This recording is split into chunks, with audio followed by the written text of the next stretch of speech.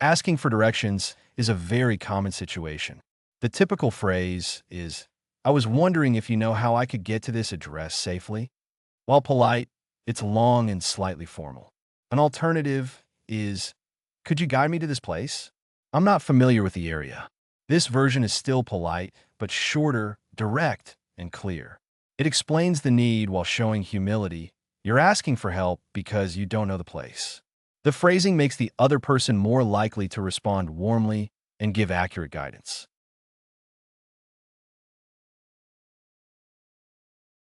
When asking for someone's name, clarity and respect are key.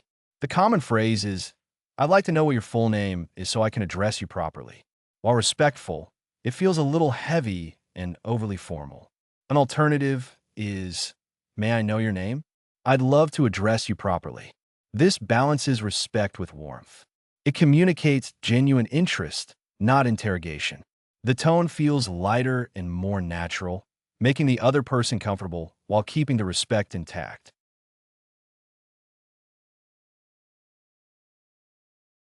Time is one of the most common things people ask about.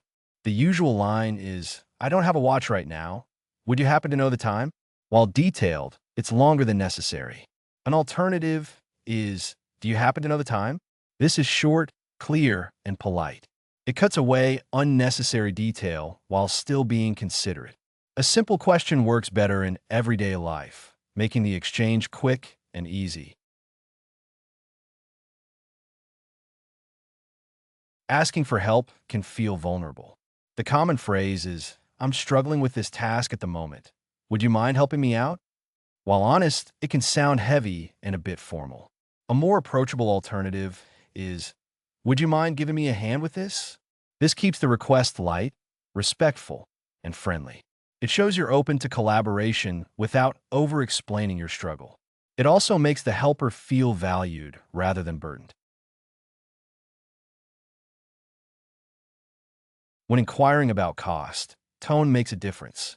The common phrasing is, I'm curious about the cost of this item. Could you tell me how much it is? While polite, it's wordy. A sharper alternative is, what's the price for this item? This is straightforward and respectful. It avoids sounding too formal or hesitant. The clarity makes it easy for the seller to respond quickly, while still keeping the conversation professional. Asking about location often requires quick clarity. The typical line is, I'd appreciate it if you could point me toward the nearest bus station. While courteous, it's unnecessarily long. An alternative is, where's the nearest bus stop around here? This is short, simple, and direct. It saves time, gets you the information faster, and still comes across as polite in tone. Permission questions require tact. The common way is, I was hoping you could let me know if I'm allowed to go ahead with this. While respectful, it feels formal and cautious. An alternative is, would it be okay if I went ahead with this? This version is polite but more conversational. It shows confidence while still giving the other person authority to decide. It creates a balance of respect and ease. When asking about health, sensitivity is vital. The usual phrase is, I hope you don't mind me asking, but how are you feeling these days? While caring, it can feel heavy with disclaimers. A softer alternative is, how have you been feeling lately?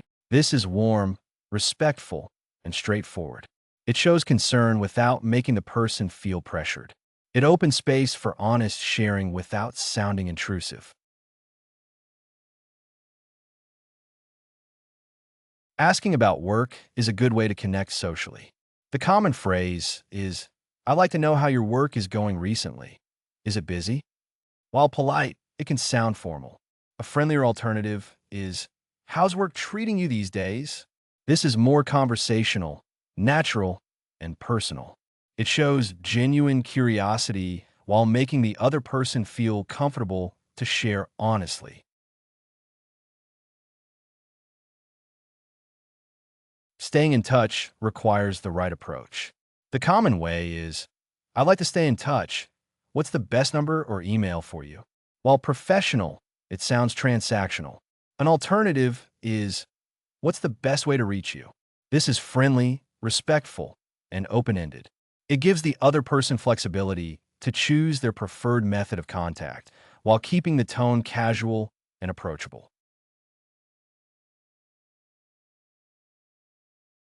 When asking about travel, a common way is, I'm curious how you manage to travel here. Did you drive or fly? While polite, it limits the answer to just two choices and may unintentionally exclude other possibilities.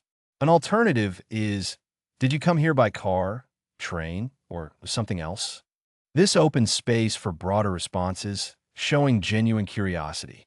It gives the other person room to share their full experience, whether it was a long train ride, a connecting flight, or even something more unusual. The takeaway: open-ended curiosity creates richer conversations.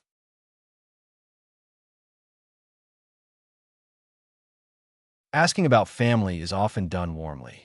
The common way is, I wanted to ask, how's your family doing these days? While friendly, it can sound slightly formal. A softer alternative is, how's your family been lately? This feels more natural and conversational, encouraging a warmer response. It acknowledges ongoing care, not just curiosity. The phrasing shows you're genuinely checking in, not just making small talk. The takeaway: genuine interest builds stronger connections.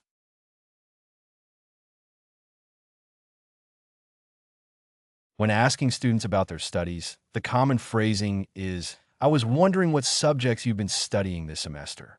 It works, but feels formal and somewhat heavy. A lighter alternative is, what subject are you focusing on these days?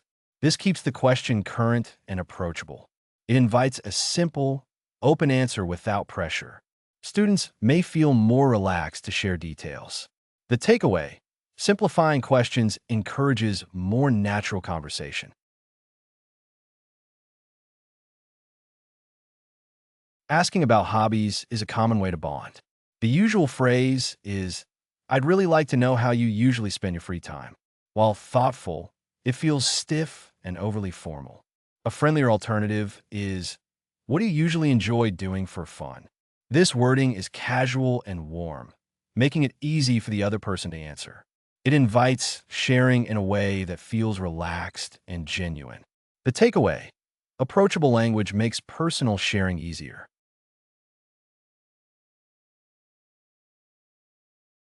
Seeking clarification can sometimes be awkward. The common way is, I didn't quite understand your point earlier. Could you explain it? This is polite, but may make the speaker feel like they weren't clear enough. A softer alternative is, could you clarify what you meant a little more? This keeps the tone respectful and neutral, showing interest rather than highlighting misunderstanding. It reassures the other person their perspective matters. The takeaway: curiosity framed positively encourages explanation.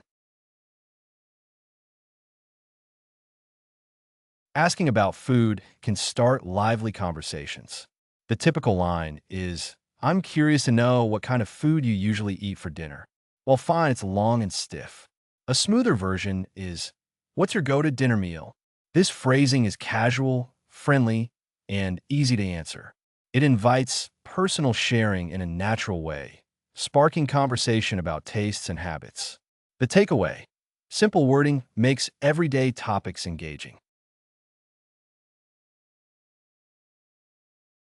Talking about weekends is a common opener. The usual phrase is, I was wondering how you decided to spend your last weekend. It works but feels wordy and formal. A fresher alternative is, how did you spend your weekend? Shorter and friendlier. This makes it easier for the other person to share naturally. It sounds like genuine interest rather than a structured question. The takeaway: brevity plus warmth makes small talk flow better.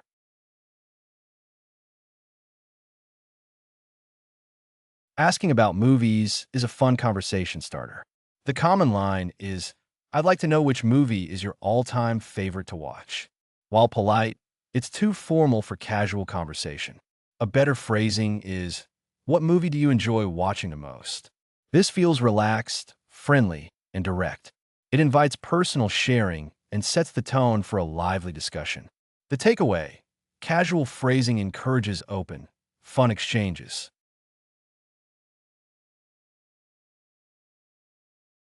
Asking about plans is common in everyday talk.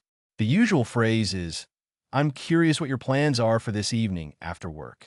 While polite, it's long and formal. A smoother alternative is, do you have anything planned for this evening? This phrasing is short, clear, and casual.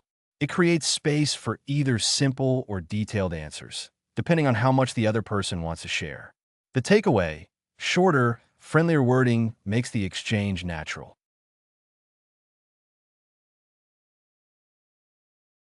Asking for someone's opinion is powerful in conversations.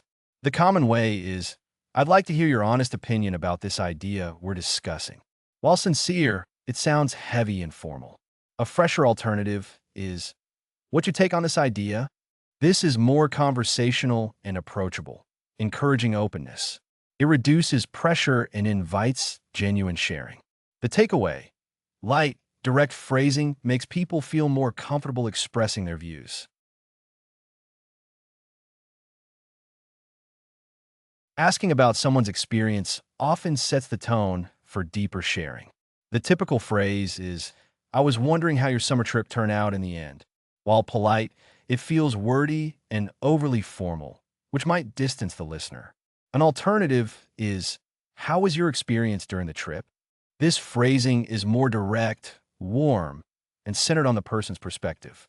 It avoids clutter and makes the individual feel you truly care about their story. The focus shifts from curiosity as an obligation to genuine interest. When asking about skills, the phrasing you choose affects the openness of the response. The common way is, I'd really like to know what personal skills you feel confident in. Although respectful, it comes across as formal and heavy. An alternative is, what skills do you feel most confident in? This is conversational, clear, and empowering. It invites reflection without pressure, encouraging the person to highlight strengths naturally. This approach values clarity over formality, making dialogue smoother. Questions about language can either feel stiff or flow easily. The common line is, I'd love to know which languages you can comfortably speak. While friendly, it's unnecessarily long. The alternative, which languages are you comfortable speaking? This concise version is approachable and practical. It shows respect while avoiding overcomplication. The simplicity here allows the person to focus on sharing rather than processing a formal structure. The result is a smoother and more authentic exchange.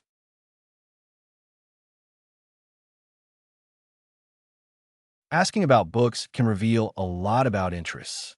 The usual phrasing is, I'm curious about what types of books you usually like to read. It works, but feels cautious and wordy. A stronger alternative is, what kind of books do you enjoy most? This cuts right to the heart of the question while still being warm. It communicates genuine interest in their preferences and invites an enthusiastic response. By focusing on enjoyment rather than routine, it sparks a more passionate answer.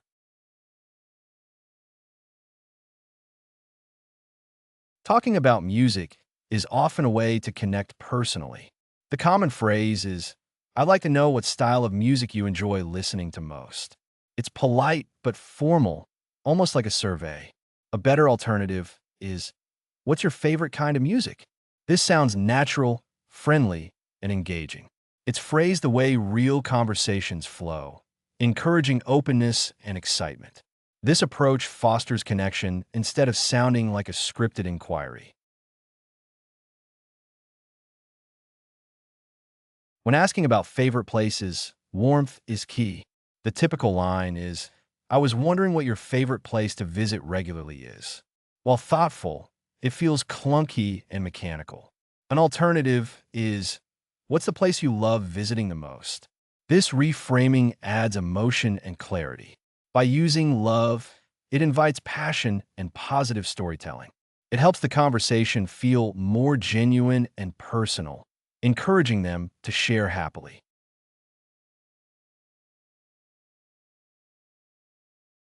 Questions about sports can be both casual and connecting. The common way is, I'd like to know which sport you usually enjoy playing most. While fine feels stiff. An alternative is, which sport do you enjoy playing the most? This sounds like everyday conversation, relaxed, engaging, and easy to answer. It invites enthusiasm and keeps the energy light, which helps foster rapport.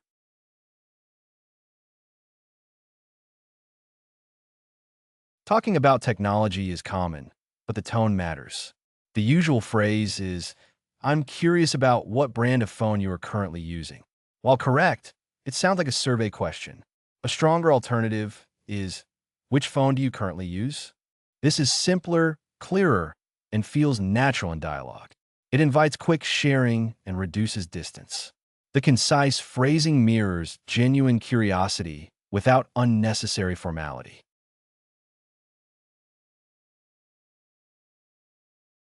Asking about dreams opens up meaningful discussions.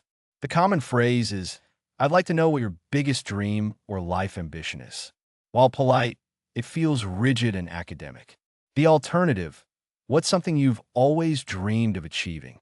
This is softer, warmer, and more human.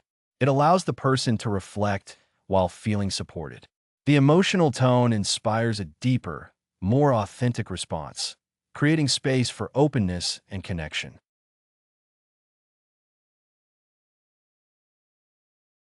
Talking about challenges can either inspire honesty or feel intrusive. The common way is, I was wondering what challenges you've faced in your journey so far. Though polite, it feels distant and abstract. A more engaging alternative is, what was the toughest challenge you had to overcome? This is direct but empathetic. It shows respect for their journey while focusing on resilience. It encourages them to share meaningful experiences without making the question feel clinical.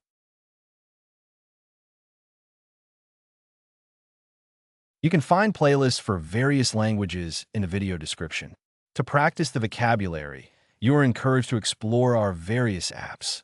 Links to these are also included in the description. If you found something new or interesting, feel free to share your thoughts in the comment section and provide your valuable feedback. And please don't forget to like the video and subscribe to our channel for more educational content.